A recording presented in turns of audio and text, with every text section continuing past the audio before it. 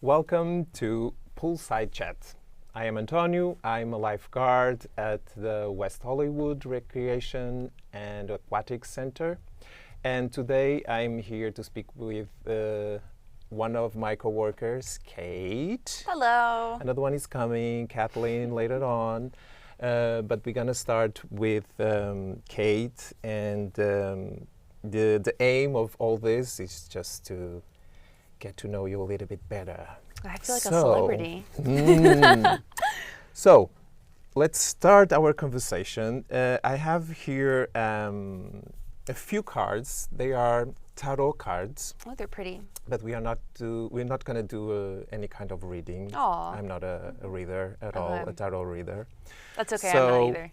This is just the major arcanes. So every single card has a topic, and we're going to use that topic to start our conversation. Okay, sounds Okay? good. You feel free to say, I don't want to talk about that, and then we can skip that topic. You pick another card, and you can say again, I don't want to speak about that, and we keep going until you find a topic that you like. Okay, Okay? sounds good. But I believe that the first card that you're going to pick is the one that you want. Okay. I really believe on that. So, there you go. Sorry, Take I'm one. feeling the energy. Yes, feel it. I'm feeling it also. There you go. No. Oh, yeah. Did you say no? No. Yeah. Okay, Yeah. the Hierophant. Oh, okay. Do you want to look at the card? Look at it. Yes. Oh, it's pretty. Yeah. What Redwood National and State Parks. What do you feel about when you look at the card? What is your first impression? My first impression? Yes. It makes me it makes me think of when I went to see, I think it was either Sequoia or it was the Redwoods, or the Redwoods in Sequoia. I'm gonna be real. I don't have all my national parks like off the top of my head. Yeah. But and I went camping with my family, and I remember accidentally squirting glow stick juice into my eye. I know that's not a very happy memory, but that's that's the one that I thought of when I looked at the card. Okay. Yeah. That's nice. So it's something that you like to remember? Kind of. That's It was kind of- funny. Yeah.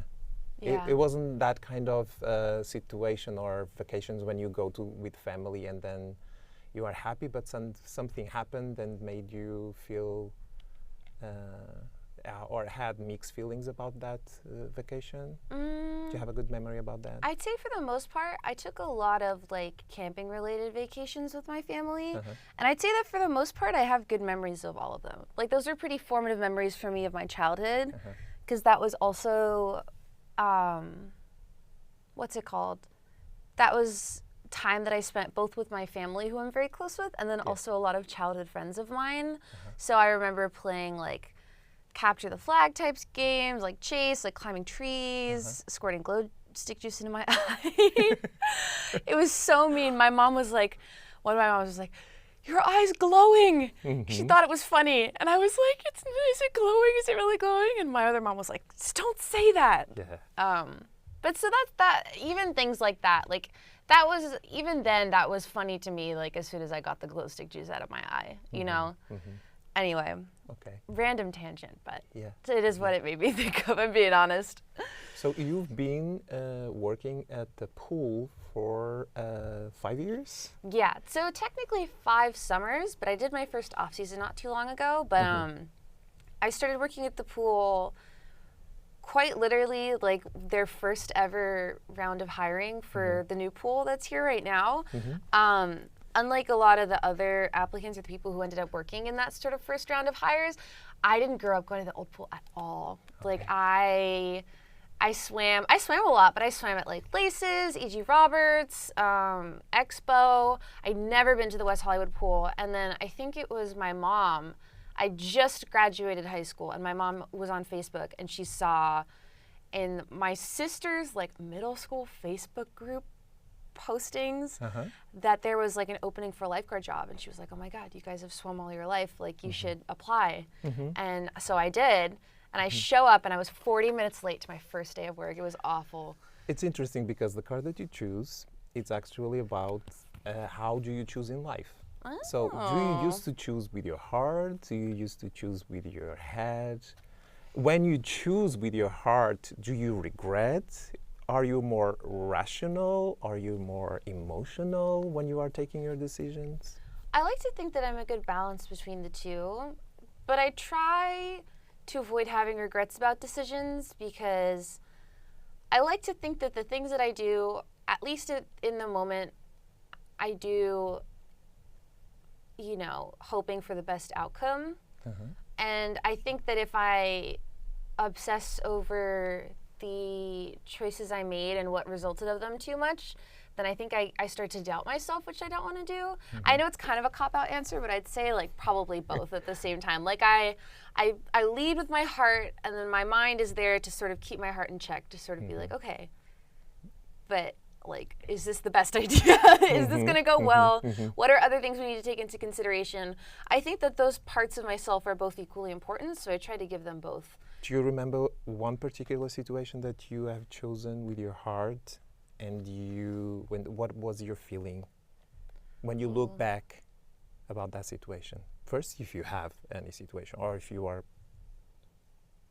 were all the time very rational. Have you taken any decision with your heart? I don't think this is a completely with your heart? Do you want the scoop? I want everything. Do you want the scoop? From you. Okay, so I'm just to tie it to the pool because this is what came to mind. Okay. First summer I worked there was this guy that I thought was really cute at the pool. And I spent like the whole summer like super awkward about it. Like I didn't talk to him. I didn't go up to him. I didn't have anything in my, like I wasn't like gonna try and ask him out or anything. I just thought he was cute. And I remember it was like towards the very end of the summer, and he was gonna go back to school, and I was gonna go into my like first year of college. And I just randomly, like the last week, I just asked him like, hey, I think you're really cool. Like, do you want to hang out sometime? It wasn't even asking him like in like a going out way. I was genuinely just like, you seem pretty cool. Like, do you want to hang out? And I'd like not talked to him all summer. So it was probably really awkward. But I remember being kind of proud of myself at the time because it was really like out there, but I also said something that was like on my chest, and nothing ever really came of it. Like I think he was too busy. He was either too busy to hang out with me before leaving, or it was awkward and he was trying to find a way to tell me like no without telling me no. But that was a moment I led with my heart, and nothing necessarily came of it, and I didn't necessarily use my head. But I made the choice that even though it was kind of embarrassing, I decided like not to regret it, because then I would just feel ashamed of myself, and I didn't want to feel that way. You've been running the swimming lessons. You've been the leader of the swimming lessons this all summer. So when the managers, I don't know who proposed that, but when the people came to you to speak about it, how did you decide? It was a hard decision or a head decision? It was both, I think, because I'm one of those people who I like to try new things. And I love teaching. Like that was something I did struggle with a little bit, as I missed teaching. But I'd also been teaching for 4 summers in a row and an entire off season worth of teaching.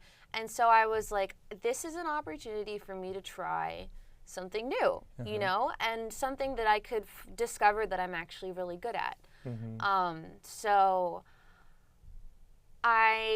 that part of me was like leading with my heart, and then there was the other part of my head that was like, what? I don't really stand to lose anything in this situation. I really like who I work with. This is a new opportunity for me. There's no like, this is something worth following my heart on. And so I was like, yeah. Because I got the choice. I very much got the choice of like, you don't have to do this, right? But I was like, no, I'll try. What was the hardest decision that you made this summer when you were leading that group of people? Because it's different when you are teaching or when you are, the leader of a group of people that is teaching. I think you have a responsibility to go to them and say something. Sometimes it's not. I think that to be like vague about it, I think being okay with people not agreeing with my decision. Uh-huh. You know, like having to, regardless, and that's regardless of whether or not I thought it, I think it's the right decision How'd or you not. do that? How'd you do that? I just sat with it. It was uncomfortable, but I just kind of had to sit with it because, A, there's no use crying over spilt milk because the milk is already on the floor and you're just torturing yourself about it at that point. And then also because I was like, this is the choice that I made, and this is kind of an inevitable part of of that decision is having to tolerate that discomfort. And so, you know, that was kind of the gist of it. That was how I did it, was I just kind of had to sit with it. And what was the best decision that you made, that you said, yes, this is the first time that I'm doing this, and this was an amazing decision? I think saying yes to taking on this position. Maybe a little bit of a cop-out answer, but like just giving myself this opportunity. You know, I was given this opportunity, and then I in turn gave myself the opportunity because I took it. So I think that's probably the best decision that I made. What is the balance of all that? Would you repeat the experience? Probably. Probably? Yeah, but I'm not even bothering to think about that because the experience has already happened. So all I can do is move forward. What was the feedback of your coworkers? Did you get any feedback? Pretty good. I think like it's time to speak about yourself. You can Yeah, say good things about your work. yeah. People were pretty nice. I think that it was nice to have, Because I heard a lot of good compliments. Stop. Yeah, Stop good some things. more. Yeah. I think that it was just that I was doing a good job, you know, managing it all. You know, again, making the most of an opportunity that I was given. Are you the kind of person that believes when someone compliments you? Most of the time, yes. Most of the time. Yeah, because at least my philosophy with complimenting people, I'm a really bad liar, so if I don't mean something, I just don't say it.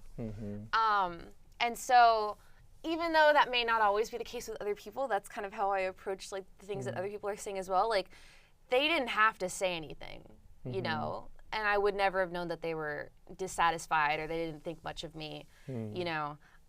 So if they took the time out of their day, especially if it's a specific compliment, if someone gives you a specific compliment in like a specific situation, I feel even more inclined to believe that it's true because it's something that they have to have thought about. What kind of compliment is hard for you to take? Like things that you probably not that confident about? Maybe things that I'm not that confident about, or like things that I just straight up feel like aren't true. Not in like a self-deprecating way, but if someone like praises me for something that really just was not. Do you want to give us an example? I can't think of one off the top of my head. But it's just the general concept of like, you know, it's like feeling, it's not about, oh, I'm not good enough. It's more like, I feel like I'm getting credit for something that was like not me. So I guess those are kind of hard to accept, but I try to be good about accepting compliments because I never want to seem like I'm compliment fishing. Like, no, it's not true. Just like waiting for the person to say more. Like, it's not true. Like looking to the side. Like, are you going to say something about it? Yeah, I don't know. Yeah, I guess that's my answer. Okay, I would keep talking to you like. I'm good at talking. For the rest of the evening, but unfortunately we have to move. I'm sorry, but I want to thank you. Thank you so much. The time flew. And to hear even more. So thank you. Good luck. I know that you are applying for a new position at the pool. So I hope you get the position. Okay. Thank you so much. All right. Bye, Thanks. Antonio. Thank you. Here, I'll put the card back. Take my water bottle too. Okay. So I'm gonna wear my glasses for this. So it's the time to give you some updates about our union. So first, I would like to share the updates about the WeHo Temps United. Our first episode went into detail about our effort to unionize the temporary status employees at the Aquatic Center. A couple of weeks ago, some of our organizers and FS sorry, I have to repeat this again. AFSCME met with some representatives from the city. They discussed some of the concerns that the city representatives had. Our team did their best to reduce their fears. We believe it was a positive meeting. The city can now do one of three things. They can recognize our union. They can force us to have an election where staff would be asked to vote on whether or not they want a union. They can deny us once again. We are eagerly awaiting their response, but we don't know how long it will be. The ball is in their court. In the meantime, if you are a temporary status employee in any department of the city, please reach us out. Our Instagram is WeHoTempUnited. We look forward to hearing from you. And now it's time to say hi to the next person that we're gonna interview. Kathleen, come and have a seat. Thank you for having me. Nice to see you, my friend. My hands are always cold. That's I'm okay. sorry. Cold hands, warm heart. I hope so. I'm like, which? Whatever. So, let me take the glasses off. Okay. You are a lifeguard. How long have you been working at the pool? I was hired October 2023. 2023. So coming up on 3 years. In 3 years' time. Okay. So, and you're a lifeguard, you are a swim lesson instructor, and also water fitness instructor. That's right. That's I right. wear a few different hats. No regrets? No. No? No regrets. I think one only regrets what they don't do, not what they do. What they do. I don't know. I kind of heard that somewhere in the beginning of my 20s, and I like that. I like that, yeah. So, no regrets. It was a chance to do something new and different that involved water. And I love being a lifeguard, but all lifeguards will tell you it can get tedious watching water. So it was an opportunity for a few hours here and there to have some variety. I see. Yeah, at a place that I love. Okay. Yeah. Sounds good. Yeah, I was grateful. And it was way harder than I thought. Okay. So I have the same challenge for you. Okay. So let's start with this, the cards that I explained to Kate is the same thing. So I'm gonna just shuffle a little bit. Okay. Okay. Are you into tarot cards, Antonio? No, not at all. Really? I will one day. Okay. And then we can come And then we here. can do it for real? Exactly. Okay. For real. Okay. Okay. Not that this isn't real. It is real. I like the. Oh, who's popping out at me? Which one? Which one? I don't know. Okay. We Sometimes can leave you this one pull here if one. you don't like that one. Okay. Yeah. Yeah. That's it. Because I feel like one popped out at me. I know. And then, all right, you tell me when. So you can see. Ah! What? The High Priestess. Oh, this is the second arcane. So let's see what the High Priestess Glacier says. Bay National So, Park and Preserve.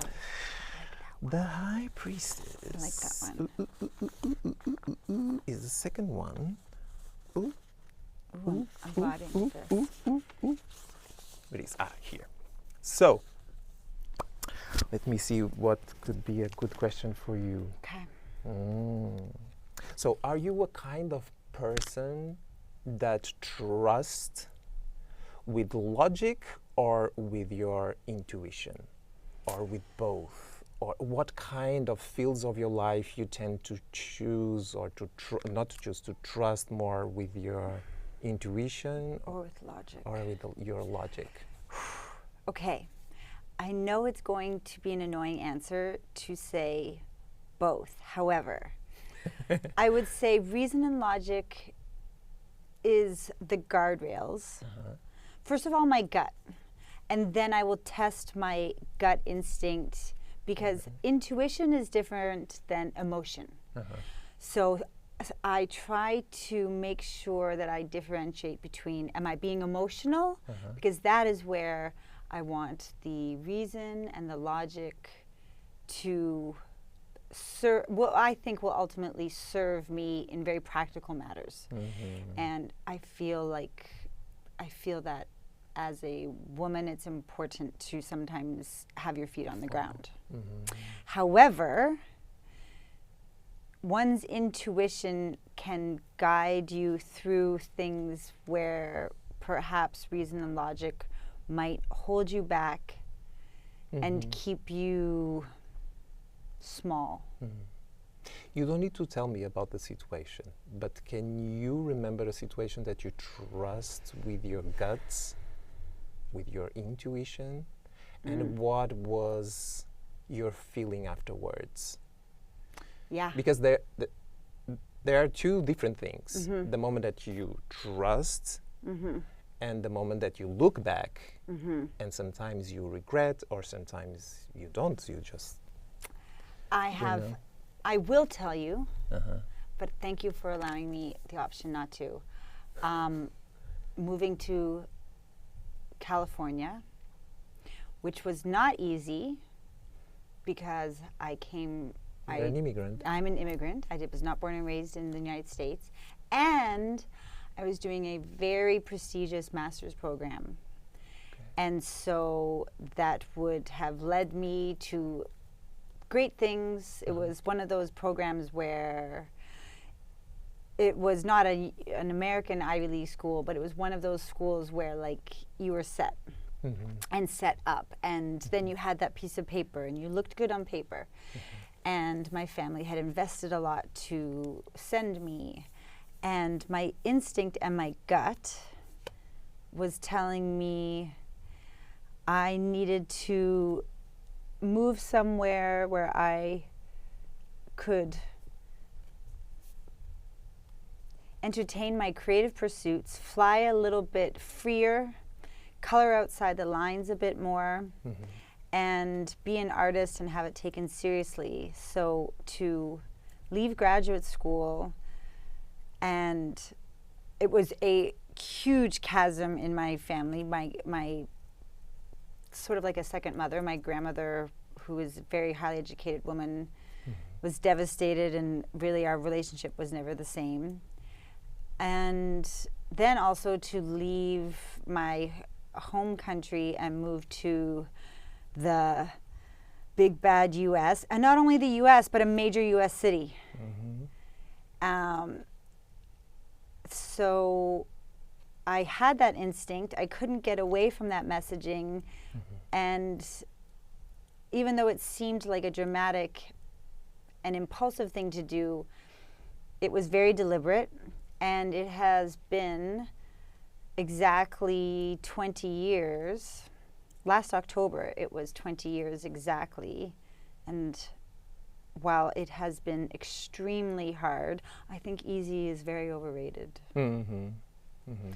And there's no way of knowing whether it would have been better the other way, but just because things could be different doesn't mean they would be better. And I love California. I love the warm weather. I love you can swim year round.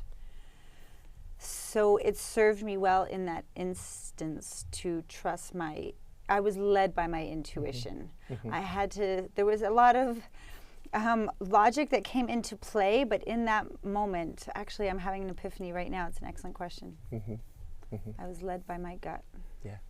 And do you used to that often? Like your first approach, it's using your intuition and then logic, or is the way around?